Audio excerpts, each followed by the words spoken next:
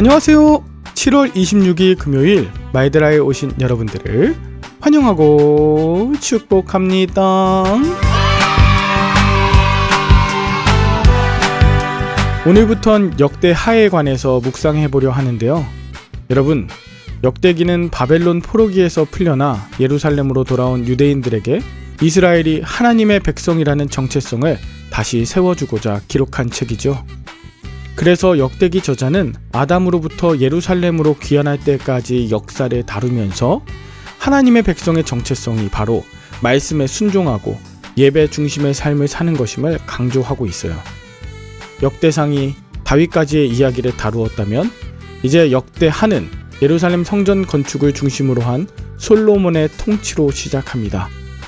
이 역대하를 통해서 우리가 하나님 나라의 백성으로 살아가는 것이 무엇인지 정면교사와 반면교사로 삼는 시간 되시길 바라며 오늘의 마이드라를 힘차게 시작해 보도록 하겠습니다. 자, 출발!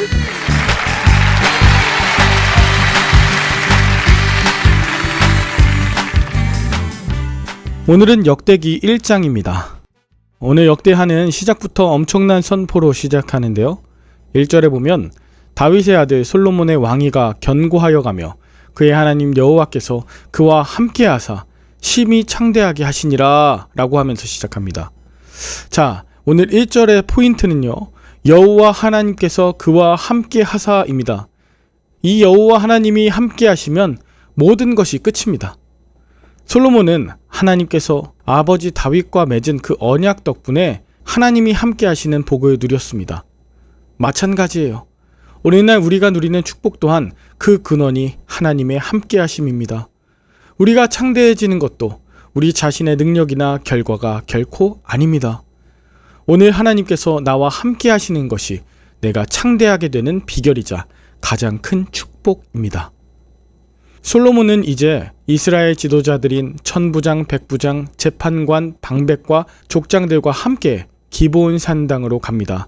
그리고 그곳에서 번제물 1000마리를 제물로 드립니다. 그는 하나님께서 자신에게 베푸신 은혜를 기억하기 위해 온 마음과 정성으로 하나님을 예배하였던 것이죠.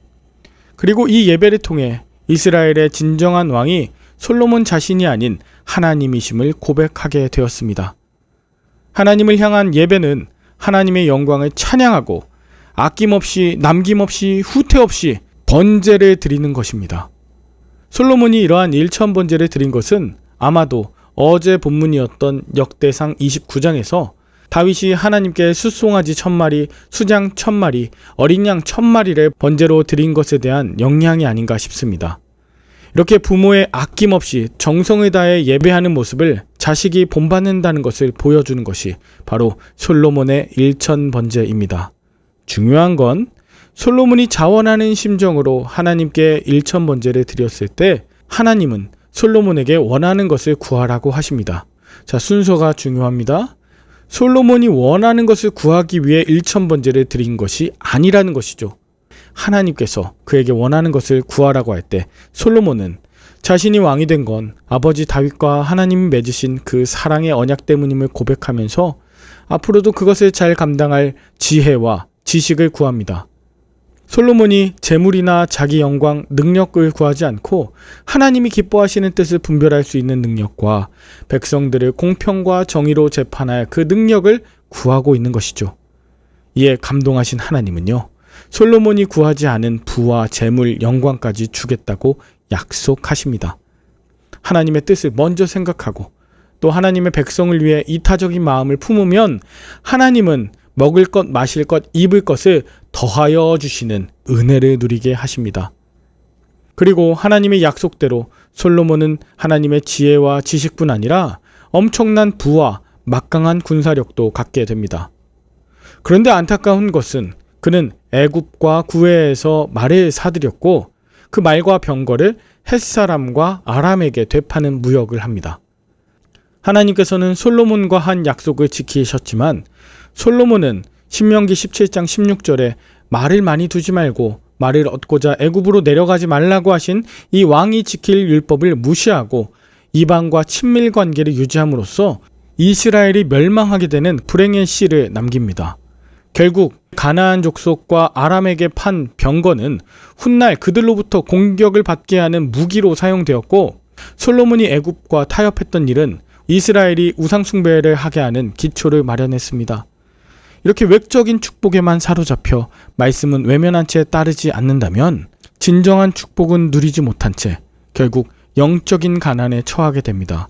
하나님이 그와 함께 계시지 않게 되는 것이죠. 여러분은 오늘 본문을 통해 무엇을 느끼셨나요?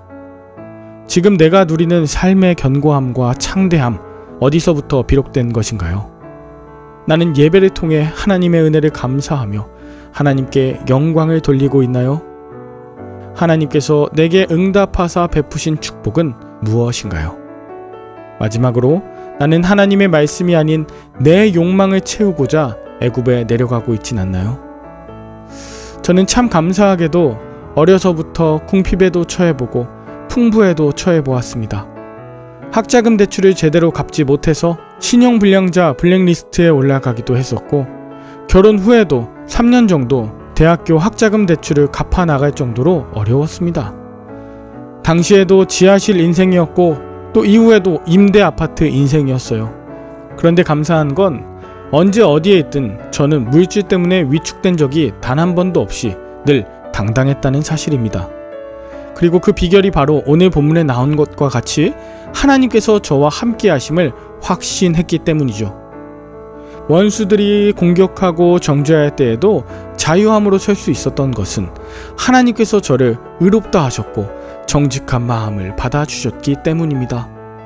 하나님께 다 드리고도 더 드리고 싶은 이 마음, 주변에 꼭 도와야 되는 분들을 도울 수 있도록 마음을 주신 것 모두가 하나님의 은혜입니다.